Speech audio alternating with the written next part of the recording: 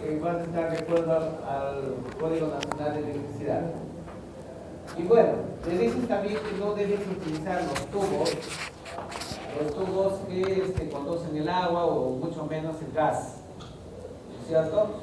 Muchas veces tú visitas una casa, por ejemplo, y le dices, permíteme los servicios higiénicos, te vas a los servicios higiénicos y encuentras que la tierra de la ducha tipo Corona, no sé si algunos tienen, esa tierra está conectada a los fierros de la ventana.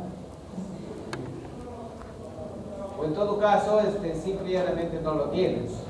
Entonces, cuando te vas a duchar, si por algún motivo coges la llave, entonces es que esa ducha, los electrodos, o sea, toda la corriente va a pasar por medio del agua. O sea, es como una taza, la corriente va a una resistencia tubular y encima de esa resistencia va a ir a una determinada presión el agua. Es más, todavía, tú tienes que abrir la ducha para que ingrese el agua y adentro presione una válvula, o sea, una válvula y cierre el contacto y recién te va a producir agua tibia.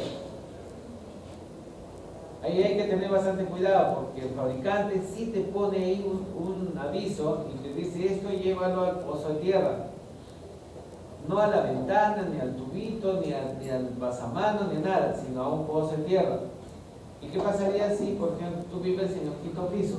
Vives en un edificio, ¿dónde pones el pozo de tierra? Hacia abajo no hay nada.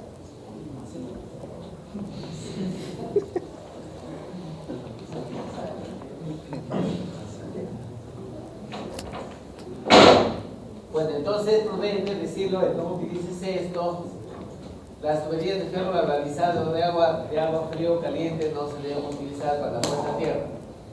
Algunos consejos que se tienen que dar al propietario para que mantenga su pozo de tierra, tanto perfecto como tener en cuenta la humedad del terreno, la salinidad del terreno, utilizar este tipo de sales,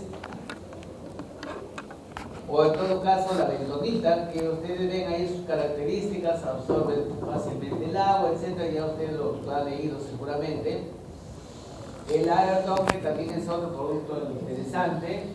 Los geles también que nos producen, ¿no es cierto?, hacen de que la tierra sea conductiva.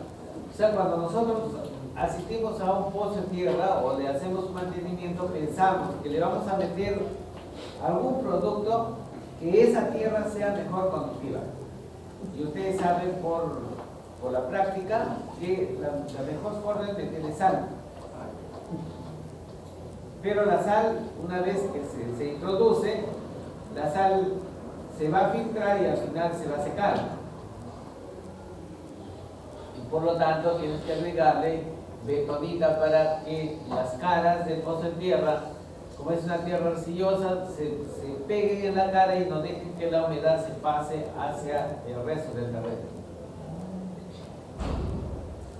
Ahí hay algunos consejos para la preparación de la solución química, cómo se debe hacer y las medidas que uno debe tomar. Algunos controles y pruebas que se deben realizar. Esto es importante porque el Código Nacional de Electricidad le da la autoridad, puede ser en este caso puede ser Ocinelmin, podría ser el Luz del Sur, podría ser el del Norte, los que te inspeccionen y te pidan, ¿no?, los registros, o sea, los protocolos de prueba de las mediciones que se realizan a los pozos de tierra cada 6 meses. Bueno, acá hay unas formulitas que se utilizan en forma práctica para poder constatar que la resistencia está dentro del margen. Acá tenemos ya la medición de la resistividad que les he comentado. Aplicamos la metodología. Igual como hemos desarrollado, hacemos las impregnaciones. Utilizamos en este caso la configuración de la puesta a tierra, vemos el nivel en el cual vamos a trabajar. Acá tenemos el equivalente para con los factores de ampliación. Teníamos en este caso 100 ohmios metro por punto 58, tenemos 58 ohmios metro. Y ahí tenemos, es la misma figura que hemos presentado hace un momento, solo como que con otros valores. ¿Cómo hicimos cómo desarrollamos el problema anterior? Decíamos, voy a hacer un pozo de tierra así, hasta arriba. Esto voy a hacerlo hueco esto, ¿no? Acá voy a poner un electrodo y alrededor del electrodo voy a ponerle tierra con materiales que tengan una resistencia baja, o sea, vale decir una baja resistividad. ¿De acuerdo?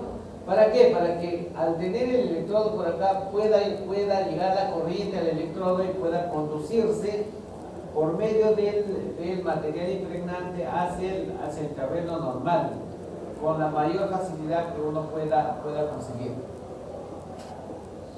Ahí tenemos a esto es el primer nivel, segundo nivel, tercer nivel, y a esto se le llama estratificación de los suelos. Si tú tienes esta estratificación de los suelos, el problema está desarrollado. Ya no hay mucho que trabajar, ¿no? Ya lo tienes pues habilitado. De ahí para adelante, fíjense, es cuestión de reemplazar la misma formulación y al final llega pues a un resultado, en este caso 6.35, y nos han pedido que sea menos de 5 ohmios, entonces llegamos a menos de 5 ohmios. Y este es el cálculo que tú lo tienes que presentar al propietario o en todo caso a Ocinermi, a quien te solicite.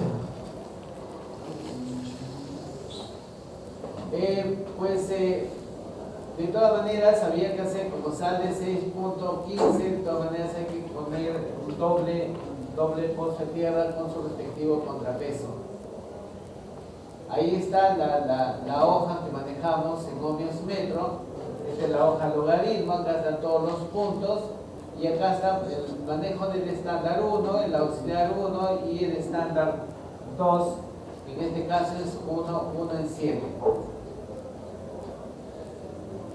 Bueno, una vez que estamos ahí también hay que informarle al propietario que también hay otra forma como él pueda constatar que los resultados están bien, utilizando el análisis de los suelos que le estaba manifestando. Ahí tenemos el método que hemos utilizado y en la práctica, por ejemplo, tenemos un pozo de tierra. Ahí tenemos un modelo con 3 pozos de tierra y el contrapeso viene de acá, ¿ven? Este es el contrapeso. Y en este caso, vendría a ser el contrapeso. Acá tenemos una metodología de la capa y este es un corte para poder ver cómo va a quedar el pozo de tierra finalmente. Acá tenemos un corte de la jabalina. En la parte superior tenemos, fíjense, tenemos en este caso, por decir, esta muestra es de lo que pasa acá. Yo tengo el electrodo hacia acá y tengo el electrodo hacia el otro lado. ¿Cierto? Entonces hacia abajo es un electrodo macizo. Este es cable cobre desnudo. Entonces, y este método que ven ustedes acá, apunten, soldadura Caldwell. Soldadura Caldwell. Ahí ven, C-A-D-W-E-L-D, Caldwell.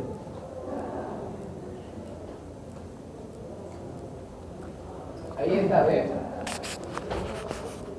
Soldadura exotérmica Caldwell.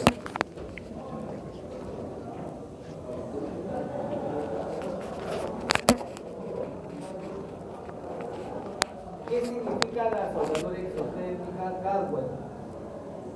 Si yo quiero hacer este tipo de unión, pero el cable se está forrado, en todo caso, y lo inserto a esta parte, así igualito como está. Y se tiene unos moldes, tipo así como un vaso, y pongo un molde así, ¿ven? El molde tiene un huequito para este cable, hay diferentes tipos de moldes, y otro por debajo. Cierro el externo esto con esta cara bien fuerte, y de abajo también, y todo el resto es una cavidad, tipo una taza. Imagínense una taza.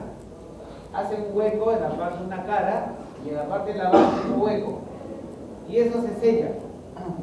pone la tapa de la taza, se emperna bien con unos remaches fuertes y en la parte superior le dejas una abertura para que puedas tú acercarte con un mechero, o te pones una mecha, si por protección se pone una mecha de 20 centímetros, no prende la mecha, esta parte, o sea, toda esta ampolla se aísla. ¿Por qué? Porque te va a producir una explosión que va a hacer de que este cobre se una con este. ¿Por qué? Porque dentro de la taza vas a tener un aportante de dinamita con cobre. Como tú le pones el fuego, explota, ¿cierto? Explota fuerte, de tal suerte que cuando tú ya sacas el molde, vas a encontrar esto así como lo vemos acá, ¿ve? Así. Cobre, cobre, cobre. ¿Para qué se hace eso? Ya le decía, ¿no? Si tú esto le pones, seguramente vamos a encontrar por ahí los pozos de tierra con una abrazadera. Pones la abrazadera, pero el cobre está con mu, o sea, un color verde. Entonces pones el ómetro entre los dos lados del cobre y no tiene continuidad. Entonces estás colocando en una barra que está aislada, te estás poniendo una abrazadera y ahí le pones el cobre que va hacia el tablero. Entonces si tú mides entre el tablero y el pozo de tierra no va a haber continuidad, o sea, nos estamos engañando. Si haces este tipo de trabajo, entonces no puedes decir que estás engañando, ¿no? De ahí estar soldado, es un solo cuerpo y por lo tanto sí va a haber continuidad. Una vez que llegan a su casa, abran el computador y pongan, ¿no? Soldadura Caldwell en el Google. Y ahí vean ustedes las películas que les pasan a los fabricantes. En media hora ya vas a comenzar a ver, a analizar y ya vas a tener una idea plena de cómo es la soldadura Caldwell.